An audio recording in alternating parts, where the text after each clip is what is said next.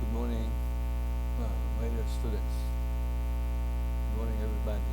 I am Mr. Robert S. Kasangkapan, your teacher in drafting architecture or architectural drafting. Today we are going to discuss the topic that can be seen or can be read on your module the different drafting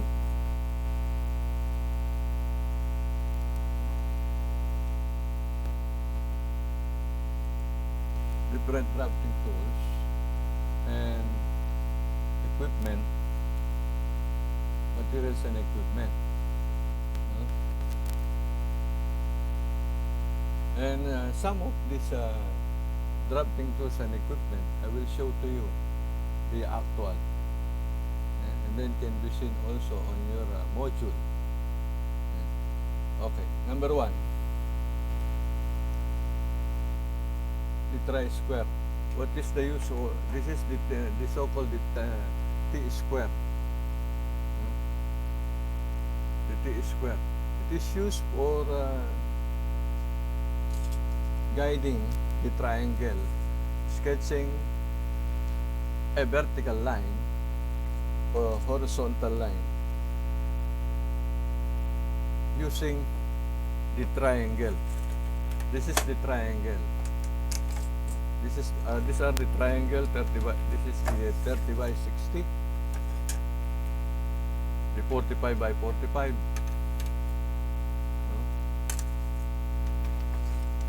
The T-square is used as a guide for the two triangle in sketching a vertical line.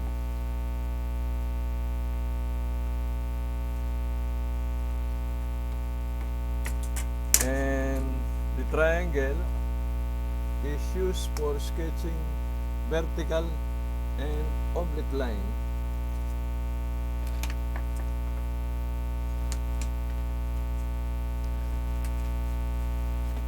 then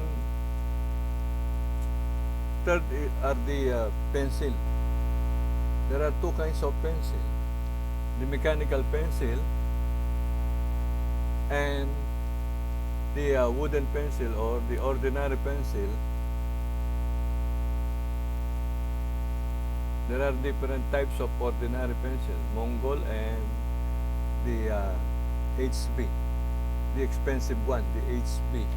It's commonly used by the architecture or in architectural drawing.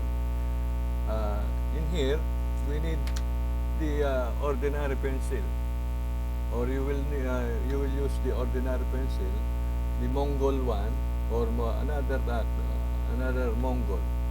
And the mechanical pencil, it can be easily used. You don't need to sharpen. You don't need to sharpen. While on the ordinary pencil or the wooden pencil or the wooden case, you'll need to sharpen with the use of the pencil knife or the so-called the cutter and the pencil sharpener. And some of these hand tools cannot be shown I cannot show the actual while you can see it on your module together with their uses. Try to read the module and analyze the module. Wherein after this, you will answer the mastery test that can be seen on page 11. Okay. Next is the erasing shield. The erasing shield is used for or to eliminate erasure or for removing the unnecessary lines. The next, the protractor. The protractor can be used for sketching, or it is used for curved lines. Next is the triangle scale.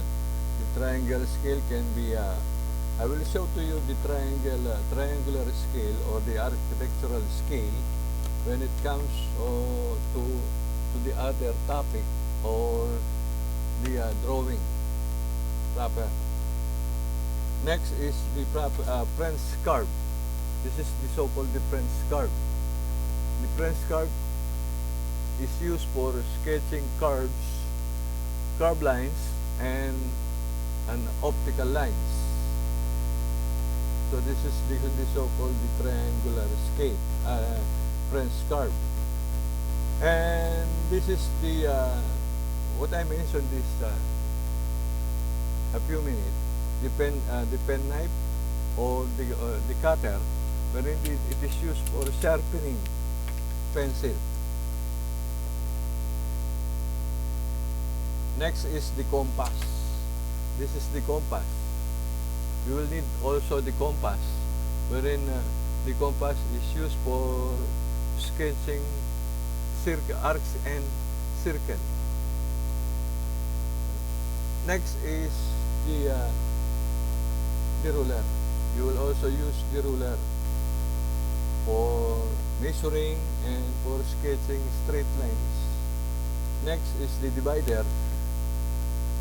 The divider is similar to the compass, while the divider, wherein the two legs are made of metal and has a two needle, while the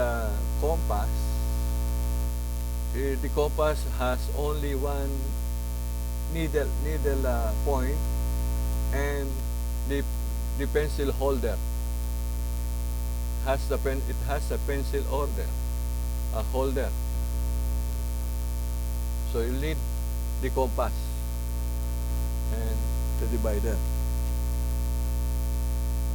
Next, the materials, wherein the tracing paper. You will use the tracing paper. You will not use the tracing paper. Instead of tracing paper, you will use a bond paper. A bond paper, mostly you will use a long bond paper or the so-called legal size bond paper. Then next, the masking tape. This is the masking tape. This is the so-called masking tape. Why you need the masking tape is to fasten your bond paper to the drawing board and the drawing table. Next is the eraser. This is the so-called the eraser. What is the use of the eraser? The eraser is used for removing a mistaken work or unnecessary lines. There are different kinds of eraser. Please remember, do not use a piece of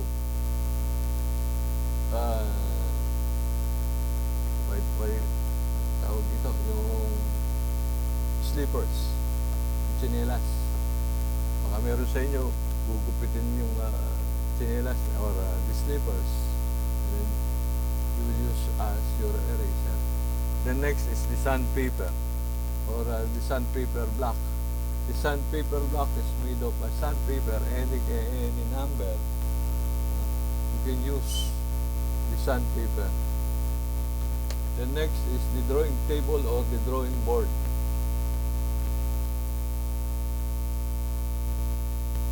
The next, what is the use of the drawing board or the drawing table? If you don't have a drawing table, you can use or you can make a drawing board with the use of a piece of plywood.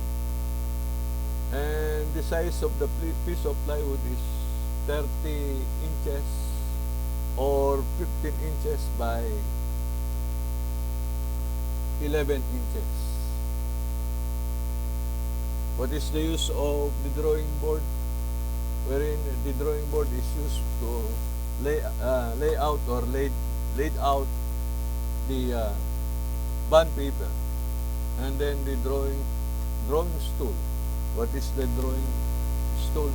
Ito yung or a small chair. The next is the drafting machine. The drafting machine is commonly used in a large work or in a architectural firm. This can be seen on your module together with the use and the description of the drafting machine.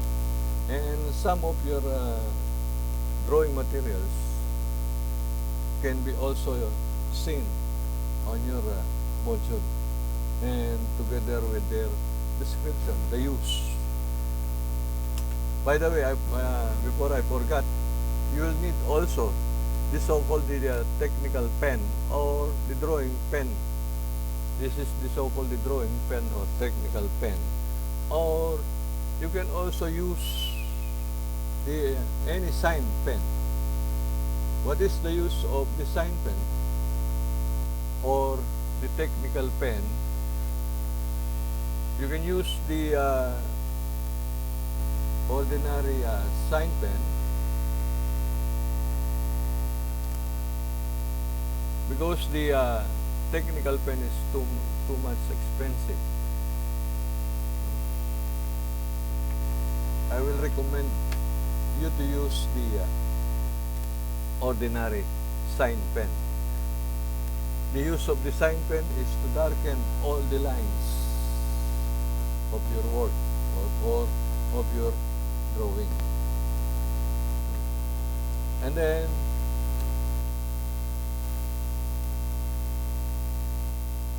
you'll need to put all your drawing or your activities on a folder or a envelope. All your written works, your activities, and your the so-called portfolio can be placed on an envelope or a folder. Then on your envelope, just simply write portfolio in architectural drafting or technology and livelihood education.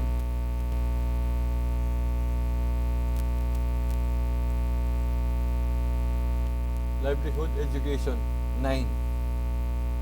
And then place or write the name of the teacher at the bottom of the folder or folder.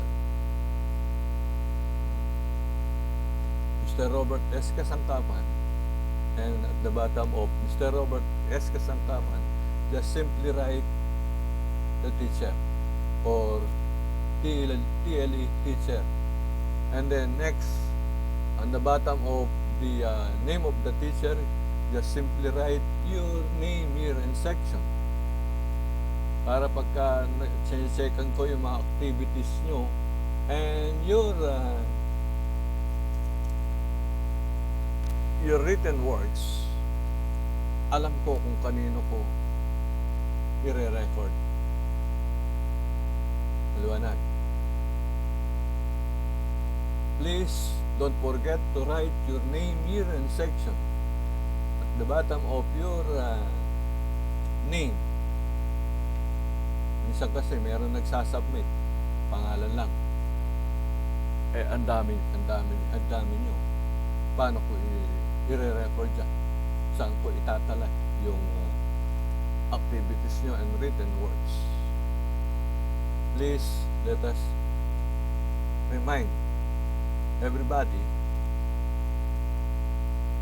in computing your grades, 30% written works or written outputs are 30%, and the activities or the performance output are 70%. The activities are higher than the written outputs. Let me remind you, please, when you submit your activities, your folder,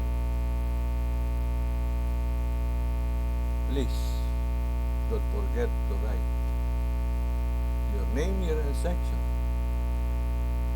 and see to it that you pass, or you give it, or your mother will give it to your advisor, and your advisor will give it to me, to your teacher. And again, do not forget to write on your folder. The title is Technology Portfolio in Technology and Livelihood Education, Architectural Drafting. And every module or every week you will receive your module, and please read and analyze your module. Your grade will depend on your portfolio.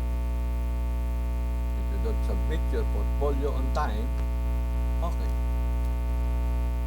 I will give you grade, but depend on your performance. Thank you very much, and good day. Keep safe.